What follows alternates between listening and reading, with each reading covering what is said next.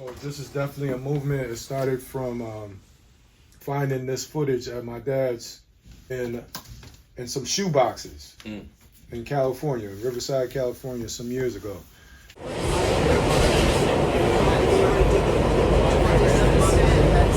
This is 96th Street. Transfer is available to the 1 train. This is an accessible station. The elevator is at the front of the platform. I'm gonna bring up my young brother Tyrone from North Minneapolis, who actually, come on brother, come on up here real quick, wherever you are. All right, give this young brother an applause. He came all the way on the plane by himself, and he flew on a plane the first time in his life. And his mama, his adopted mom, paid his expenses and everything. You know, one of the things that is very important to me is that we have to put our young people on stage. Yes, that's right. We have to affirm them amongst each other. Not just talk about them, but let them also take part in the conversations. When a lot of those issues are about them. So, my brother, you've had the opportunity to actually see this. This is your 4th time seeing it now? Okay. And briefly, just introduce yourself one more time, brother, how old you are, and just what kind of interpretation did you get from this film on the 4th time that you've seen it, okay? All right. My name is Tyrone Fisher. I'm 17 years old. I'm from North Minneapolis. And what I've seen from this film on my 4th time is basically how it is, not how slavery was, because it wasn't no slavery here during this time, but how black people were, you know? It's just different from how it were in the South back then. You know, people were fighting to survive in the South during that time, and all black people were up here basically living lavish. And I'm pretty sure people in the South didn't know that, because if they did, then there'd been more black people here. Now, isn't this something else? You know why this is something else? Because this is the power of this imagery. It's beautiful. He didn't mention anything that I heard that was necessarily negative. He said we were living lavish. Now we know that there's definitely a scale for black folks in terms of what living lavish looks like. But you're absolutely right. This particular 10-year window was arguably one of the best times of collective wealth in what we would call Black America. I don't think it would be lavish because we didn't have people like how we celebrate LeBron and others back then, but I do think that collectively, even though this is not the story, it's a story. But I do think there's something to say when our young people who are just totally oversaturated with negative, where we can give them a visual and educational tool, and they can get this and say this about their great-great-grandparents. Potentially, great-great-grandparents. So I appreciate that, brother, from you, that assessment. You know what I mean? Is there anything else you want to say to the community since you came all the way here from Minneapolis? What are the needs back home right now? Because the same needs in Minneapolis are the same needs in Harlem. They're the same needs in Brownsville. They're the same needs wherever we are. But what are the needs that you see right now for the young people your age, the needs for people your age and families? And, well, no, a minute, let me rewind. What does a family look like to you right now? What does that look like? A family, to me, is what it looks like I would say for me is because I'm not with my biological family, so just people that could step up and lead you in the right path. And then last question, what are the needs for families and communities right now from your vision? I mean, a real community leader. I mean, people that'll lead the way and put you on the right path. That's what every community needs. Okay, appreciate that, brother. All right. Give it up for Brother Tyrone. All right. So let's open it up for quick Q&A, and then we definitely like to get some of your comments. Please give some of your comments, because it's our intention to actually bring this unique piece of art and position it in some kind of institutions where we have some resources actually to have more than one screening and then have an educational component added to it. So that's not limited to here in New York, that is definitely nationwide, and I'm looking at actually bringing this out in the country too, because this history is something that needs to connect with people everywhere. So we'll open it up for some Q&A briefly.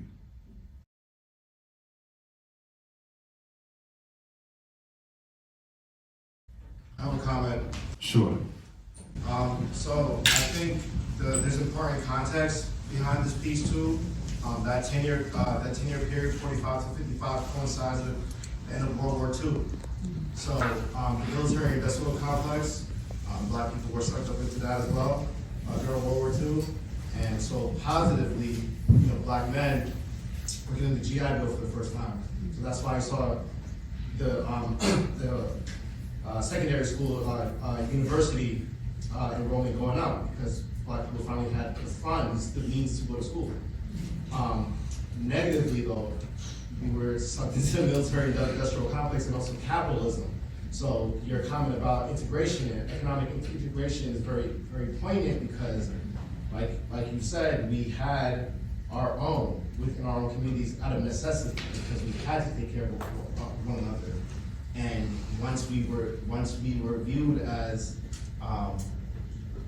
equal on economic terms, we were preyed upon and sucked into that military, industrial, and capitalistic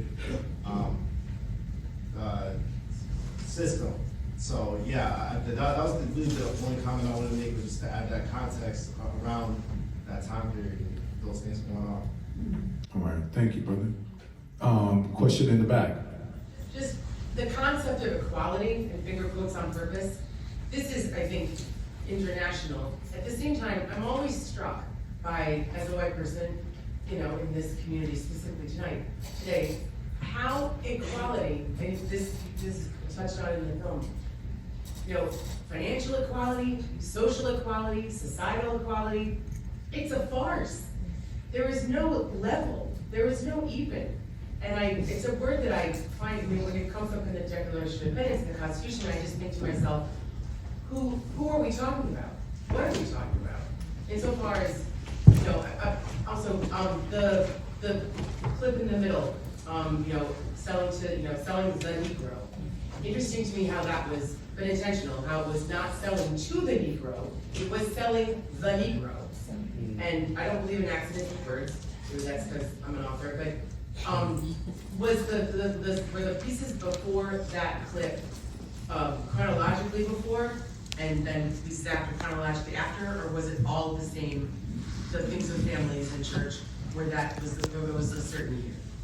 Yeah, as far as the placement, I leave it up to the audience for interpretation on that. But what I will say, the irony is that the Selling the Negro piece was produced by Johnson Publishing Company, which is the publishers of Ebony and Jet magazine. Yeah, I don't think ironic, I think intentional. And that was at a time where they were trying with other interests to open up the advertising dollars for advertising for white products and white corporations to advertise in different kinds of independent Negro media at that time. So it was a lot of coordination and a lot of known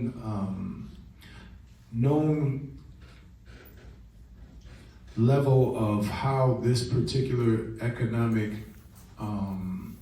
community held a certain power. And there were some interesting relationships developed between the black press, government, and the advertising community that created that particular piece that you referenced. Any other questions at all? Okay, back, my brother with the hand right here. Hey man, I just want to congratulate you on this powerful piece. As someone who's a cinephile, I really love the fact that you brought, an orchestra to play while the film was playing, because that's how they used to do film back in the days in the silent era, right? So kudos to you for that. I want to piggyback off something my brother while he was saying. Obviously, as you can see, I'm a black person, so I get my hair cut at a lot of at black barbershops, and this thing comes up a lot. That life for black people used to be better before integration, and that's something I don't know how I feel about it, because I just kind of want to remind us that before integration, if you're a black person, you're walking down the street and you see a white person, you sort of have to bow your head, right? And not do that to get you in trouble. And second, I think there's a misconception that we seem to think that, to go back to this point about capitalism, right? I think perhaps we're confusing the effects of the post-integration society with corporate consolidation, right? Even if integration didn't come to be, I still think corporate consolidation would have been a thing, right? All those mom and pop stores are disappearing in black neighborhoods, Latino neighborhoods, Chinese neighborhoods, not because of integration, that's my opinion, only because of the Walmarts, Targets, right? And just those big conglomerates, right? So basically, it's just like this whole Warner Brothers and Netflix deal on steroids. That's it. But other than that, man, this was a joy to watch. This was an experience, and look forward to being a part of this again. Appreciate it, my brother. Okay, hold on. I got right here, in the. Yes. Yes, ma'am. Good question. Maybe I should have done a little bit more reading before I came in, but in terms of who made the film, just wanted to have a sense of who they were, because I felt like some of the singing that you were hearing in the background was kind of problematizing not just integration, but also what black people were aspiring to. I'm trying to remember some of the exact lines, but the scene with the golfing, right, where it was sort of this questioning of are black people integrating into whiteness in a way that's causing them to lose sight of themselves and to try to become sort of acclimated or to adopt habits of whiteness, which I think also speaks to this idea of consumption and the ways in which we ourselves were the source of white people's wealth consumption. There seems to be a meditation on, if we just want to be let into these capitalist processes, even if it's in a segregated space, are we sort of losing sight of what we should actually be aspiring toward in a greater sense of social and economic relationships? So I guess I'm just curious about who produced it and maybe what their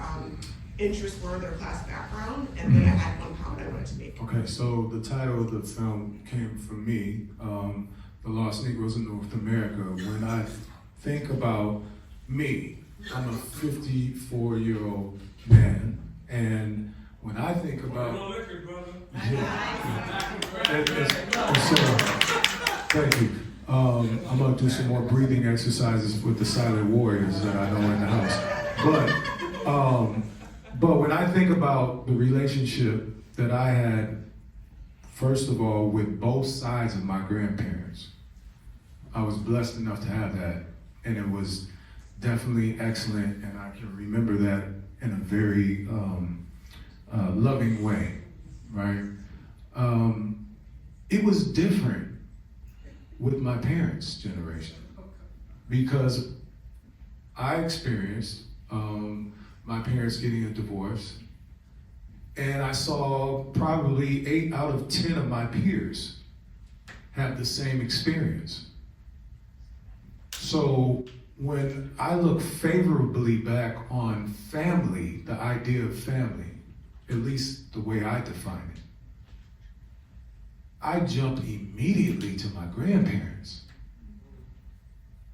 And that whole impression that was made for me when I look in my vision today, and potentially maybe by default, putting myself in a position of some young people today, looking at their idea of their connections of mom, dad, grandparents, great-grandparents, whatever the case may be, it is nothing close to what I see what happened in my generation. And so the concept of being lost Negroes of North America had to do with a lot of those disconnections, not only within family, but disconnections within community, disconnections within the idea of institutions and other things. So that was kind of the framing of the title. Now, in terms of what you may have heard in a very creative, spontaneous, I don't think it was planned. Anything that you heard today was in the spirit. I've heard our vocalists say other things at other screenings that came out of her mind instinctively because the vibe of that day provoked certain other messages. So I can't really, creativity is spontaneous. This is not organized in terms of you need to sing this, you need to play this way. Creativity is freedom in the moment. And so that's what you heard today, and I don't necessarily know what was the inspiration behind that, but what I do know, it's all interpretive and subjective based on how you took it. And so hopefully that made the questions that you just asked, those are excellent questions for now. Should we be the people that are just comfortable outside golfing and all that? And losing maybe touch with the realities of today, because that exists. Those are people right now. And those could be the lost Negroes of North America in 2025. I don't know. But back then, I think that was just yet another experience in how that community of that day might have taken whatever journey they had and they chose to have recreation around fellowship with each other. And so I don't think that's a bad thing, but I do think certain mentalities can be perpetuated where you do, in a sense, you find comfort in being uncomfortable and you use recreation as a distraction. That's arguable, but there's nothing the matter with recreation either. So hopefully that might help position or kind of complement what you said. Am I good on that? Yeah, no, that's good. So I just quickly, I know there are other people, I guess, just to piggyback on some of the structural context that I think is important to consider is after World War II, you also have this process of deindustrialization. So not only do you have the consolidation of various corporations, but I think that the nature of how production is going to work is going to, cause places along what we call the Rust Belt cities of the North to it's going to shift to the deep South, so-called right to work states, and then to south of the border. Now it's a global production chain, as we've been, certainly talking about in this administration with tariffs. But I think the impact on the Black community and certainly the Black family was a lot of structural precarity. So you couple deindustrialization with certainly in places like Harlem, I don't know how it looked in Minneapolis, but also with government, and somebody said government supported use of crack cocaine and other kinds of narcotics to infiltrate our communities and destabilize them. And so mass incarceration, it becomes a way in which you have created conditions that you then respond to with a new form of social control. So when we think about slavery as the ultimate form of social control, mass incarceration becomes the new way in which you control Black families. So when we talk about Black children being born to unwed parents, we have to think about, first of all, the kinds of conditions people need to feel comfortable marrying, but then also the ways in which we've removed whole generations of Black men from communities and destabilized them, and there's all this emotional and social fallout. Like, that's reverberating still now. And so I just think we have to, in order not to internalize the oppression, which I think is sort of the major theme of this movie, not only not internalize our oppression, but also to see our beauty, we also have to be able to understand the power dynamics that, to me, have been an evolution of forms of social control from slavery. And so I feel like these moments show us how we overcome our our resilience, our beauty, and our culture. But I also think that in order to not internalize the oppression, we still have to see that the food has always been on our neck, and these extractive processes have continued to militate against us. So we can sort of hold both at the same time. I feel you, and I wanted to do, let me just say this real quick, and we'll have like the rest of the questions quickly. It's important to do, I think as artists, when you see a dominant theme that's being presented in media, right? And most of that theme is what you're talking about. It's the legacy of oppression, how that's impacted us. I mean, I've been going to the film festival, the African Diaspora Film Festival, which is beautiful. And they've had a whole bunch of absolutely powerful movies, documentaries and movies. The last is today, actually at 5:30, there's a movie on Fanon, Frantz Fanon, and it's happening today at Columbia College. But one thing I will say is that the same way that I had to turn off the lights and just breathe a little bit for about a minute, it's a different kind of energy when you constantly have to consume your attack. And we need to breathe from that. All the things that you said are definitely true. But for me to sit, now this wasn't planned at all, for me to sit next to this young man and his perception be not rehearsed, not coached or anything, that we was living lavish. Well, at least we were living together. We were together. And if we were living lavish for that moment in time, in that specific example, so be it. Let's celebrate it and be and honor the greatness of our potential. The other things that what you just said, when we're used to stepping on our necks, that is something we live and breathe every day.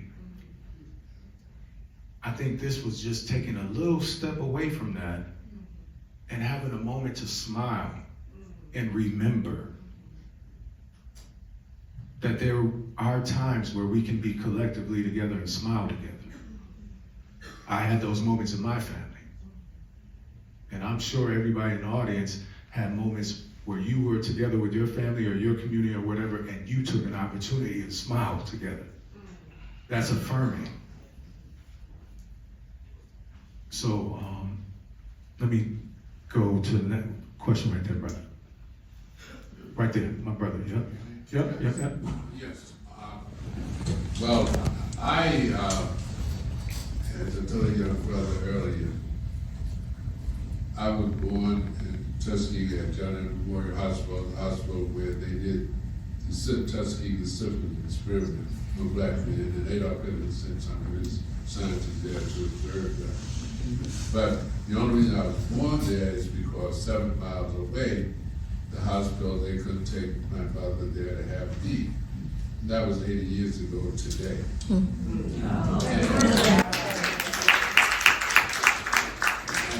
So then we had to go back to our grandfather's farm. Now that was an entirely black community that owned, black men and women owned their property and accelerate. So I was watching the film, I could identify with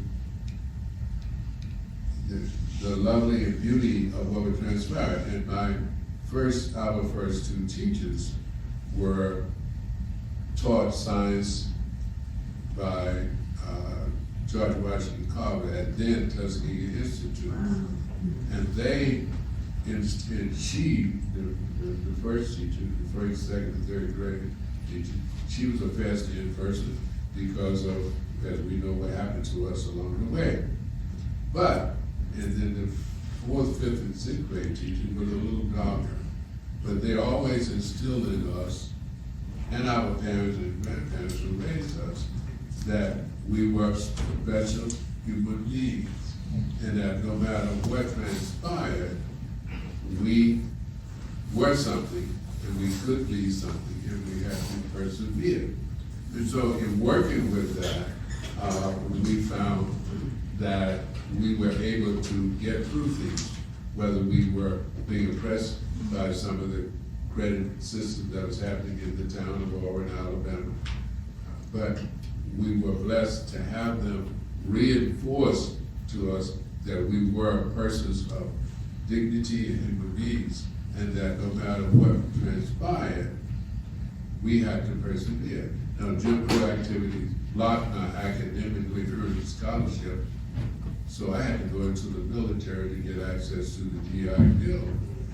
And I had to lie to do that because I'm an asthmatic. I was an asthmatic. The military doesn't take asthmatics and bone spurs like that. That got to be having the president.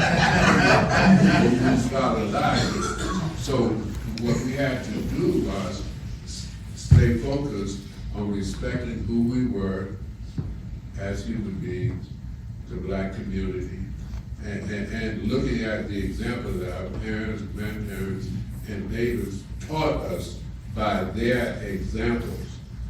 So even though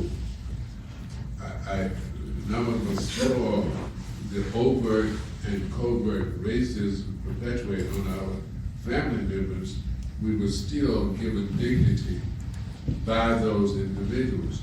And that enabled us to persevere in spite of those obstacles. So when I was watching the film, and then I saw Brother Johnny DeClark start saying what he was saying, etc., and then listening to the musicians coming out with what they were feeling in their music. So I appreciate your saying, letting us know that the musicians played what they felt. And that's critically important. And I think it's required of us today to persevere in the same type of manner to enable us to get through some of the minutiae that we're going through today. So when I see that young man and hear that young man in your introduction to him, it's a positive experience for all of us to see. Right on. Okay, quick time for about a couple more questions and then we'll wrap up. I wanted to also just say real quick for the last couple of questions. I want to thank, you heard Brother Tyrone talk about the Francis E. Thompson Digital Library for Family Research.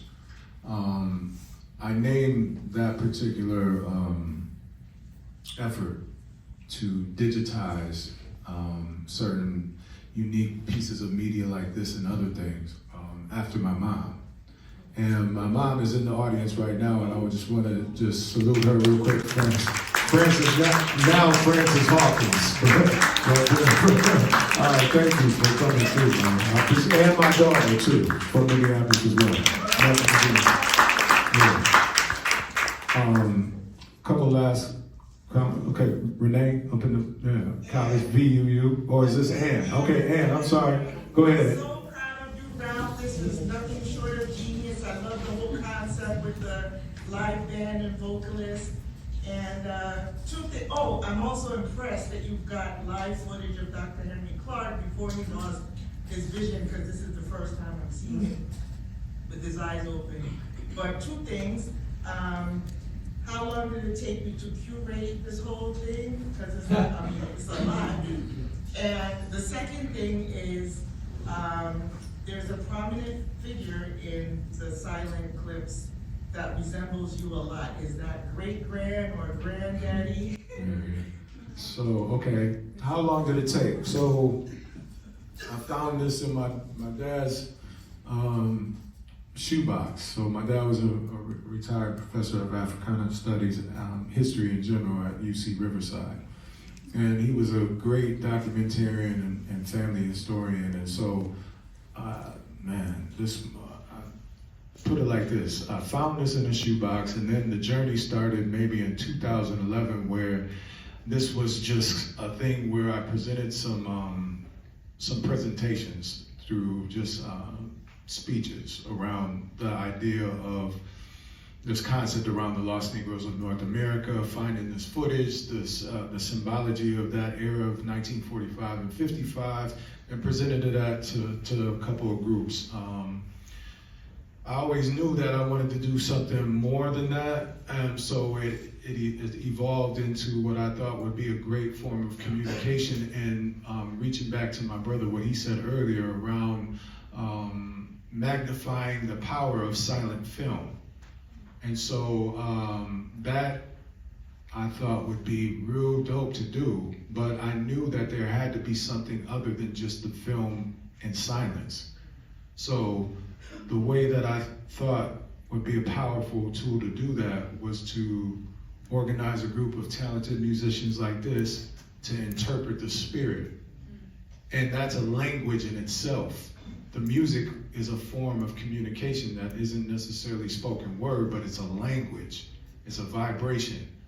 And I think with the right musicians, it amplifies the whole spirit of the silent film and the message that's trying to be told. So the brother talked about that too. Now, the second part of, yes, there are some familiar faces, because my dad was the little boy that was running around in a couple of scenes. Right, and there was a man that was holding him, which was my original, like my blood grandfather, but he died when my dad was 7. And but I had a relationship with, like my brother Tyrone said, an adopted grandfather that came through marriage, and he treated me like a king.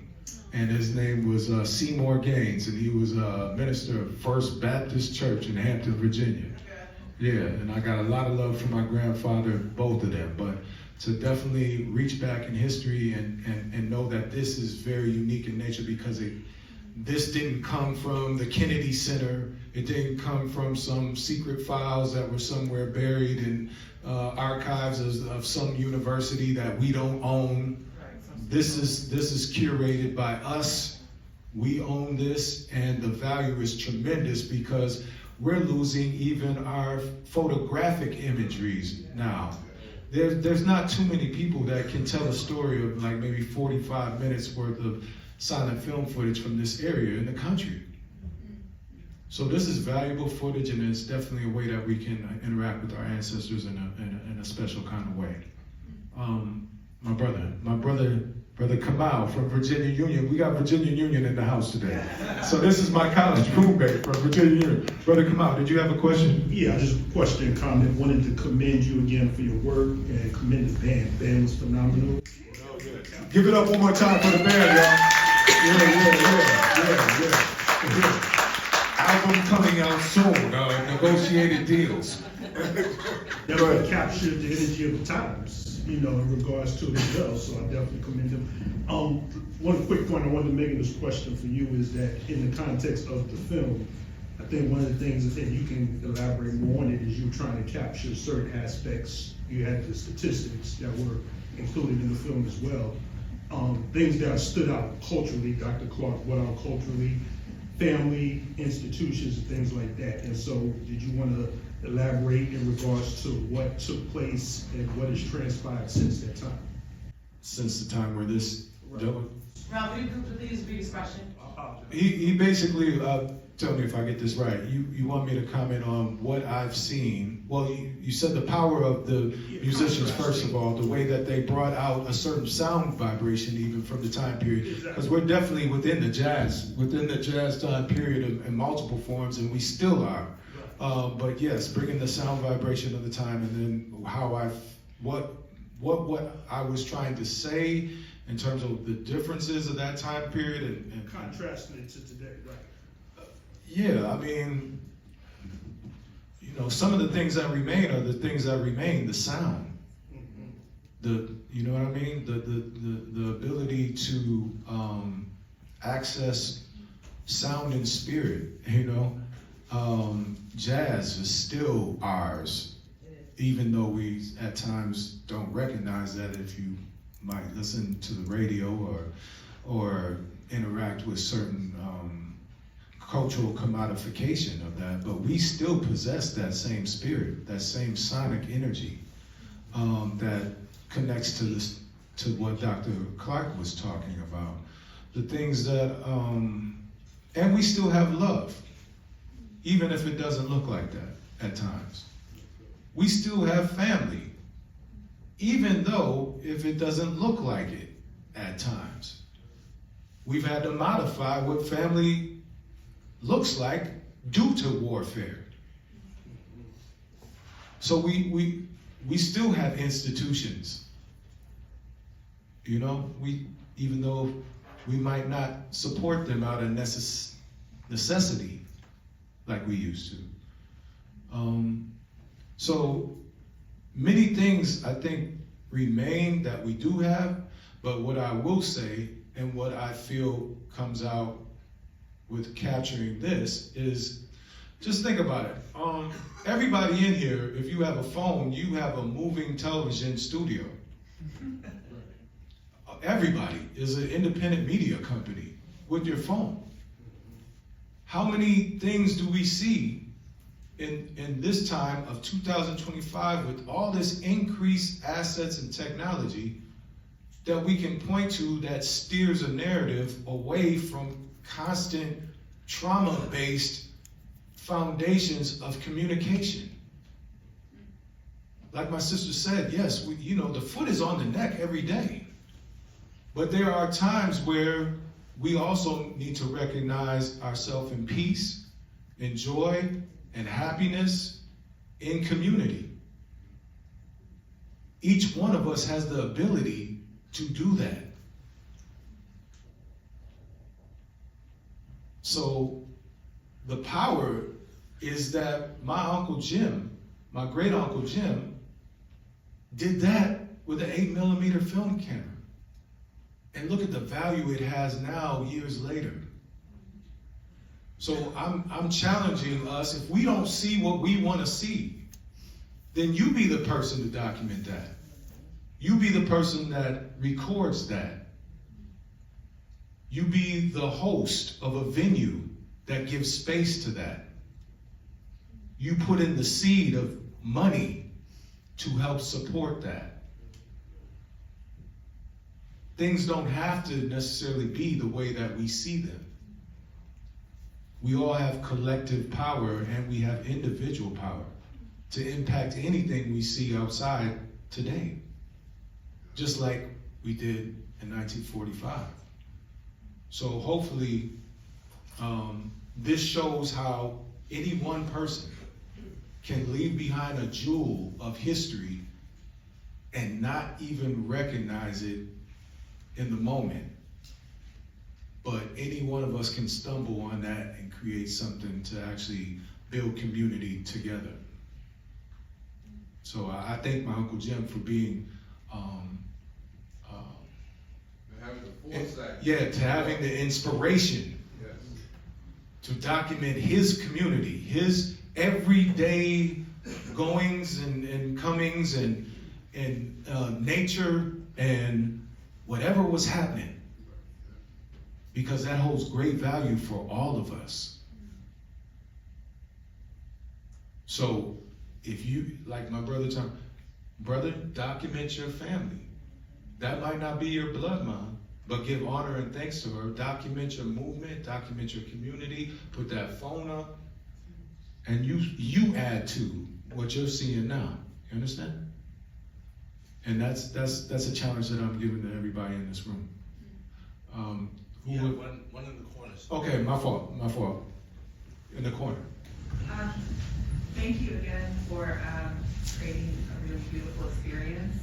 I don't know if you're familiar with the artist Theaster Gates and his work in Chicago. So Theaster brought the Johnson Publishing building and turned it into a museum and a community space in Chicago. Before he was an artist, he was an urban planner. And what he started to do is buy the neighborhood around the Johnson building and create a local economy there that works for the Black community.